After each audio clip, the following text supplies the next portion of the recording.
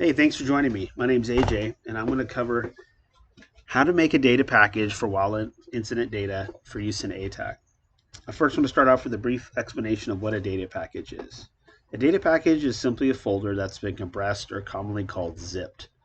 The folder can contain a single file or multiple files. The folder can also contain different file types like PDF, GeoPDF, TIFF, KMZ, KML, and so on. The beauty of sharing wildfire incident data through a data package is that you can package up all the specific incident data into one folder, zip it up, and have one import into ATAK. Once you put these files into ATAK, ATAK knows where to put them, and then you can browse these files using the overlay manager.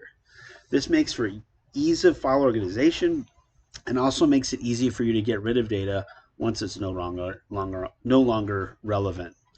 For instance, you have a data package for a specific date.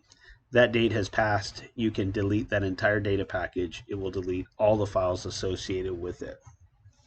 Data examples that you would put in an ATAK data package include the GeoPDF maps created by the incident, KMZ, KML files from mapping aircraft like NIROPS, and the IAP in PDF format. If you're on a team and you want to create these, then you have all the data at your fingertips. Simply put them in a folder and zip it up, which we'll cover in a little bit. If you aren't on the IMT, but you want to create a data package for ATAK users, then you're going to have to get the data. Depending on the team managing the incident, you may find these files on the FTP site at ftp.wildfire.gov. The managing agency may also host these files on Dropbox, Google Drive, Box.com, Microsoft OneDrive, etc. Simply download the files you want onto your device, and from there, you put them into a folder and zip them up. I find that using a laptop or tablet makes this much simpler to do. It can be done on a phone, but I find having a full keyboard and a mouse makes renaming and managing the files much easier, which we'll go over in a bit. So we're going to use the FTP site as an example. We're going to use some historical data from the camp incident and create an ATAK data package. So we're going to go to the incident specific data folder, California North, the CAL FIRE folder, 2018, and we're going to choose the camp incident. First, we're going to do is get the GIS maps. We're going to choose November 12th as our incident date. So GIS, products, and we're going to go down to November 12th. From here, we're going to choose the specific maps we want to put in our data package. Now, this incident had a large amount of data. This is not typical, except for very, very large complex fires. So we'll add about 4 map elements into our data package. We'll add an AirOps map. I'm going to download this into a specific folder I add for data packages.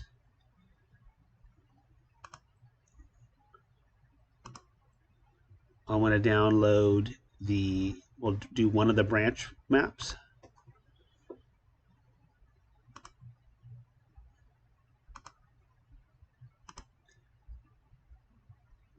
We'll do the ops overview map.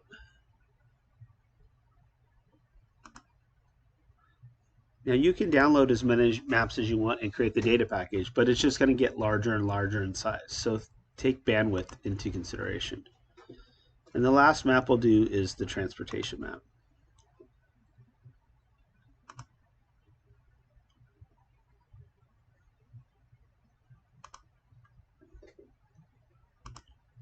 Now, I mentioned before you can download multiple file types. So now we have all of our GeoPDFs that we'd like to get. And now let's go grab some IR data. We'll go to the 12th, and we'll grab the KMZ. And we're also going to grab the IR map in ortho. Download that, point that right to our data package folder. Last but not least, we will go get the IAP from the 12th.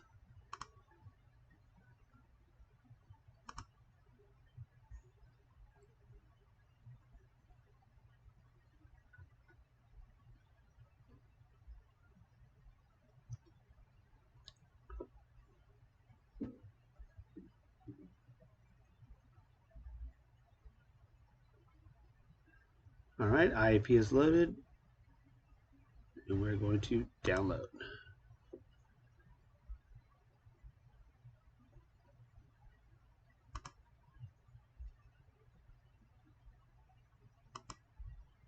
At this point, we're done with the FTP side. I've downloaded all the data that I need.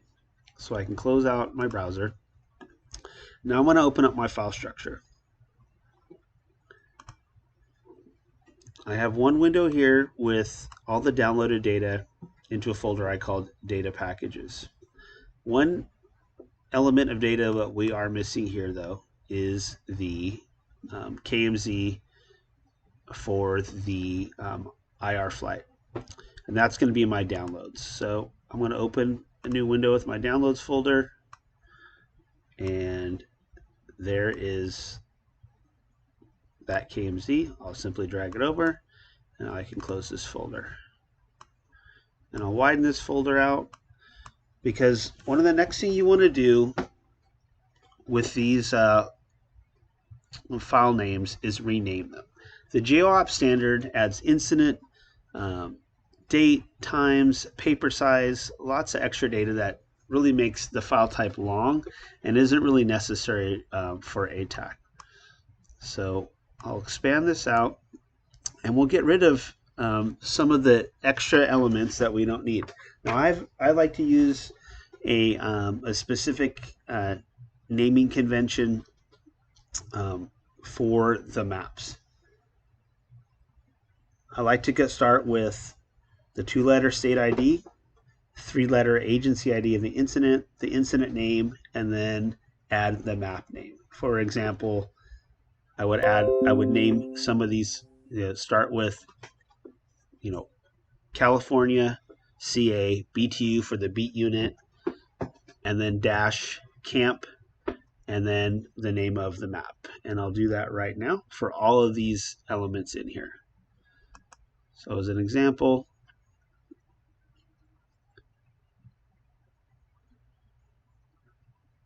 rename this and also add the date onto it. So this was the IR map. So we can start with CA, BTU, camp, IR map, and then add the date as a 6-digit number.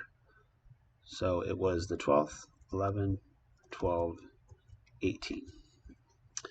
And so on and so forth for the rest of, this is the AirOps map. So again, CA, BTU, camp, AirOps, and then the date.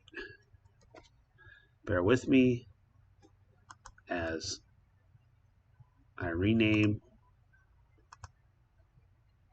all of these files.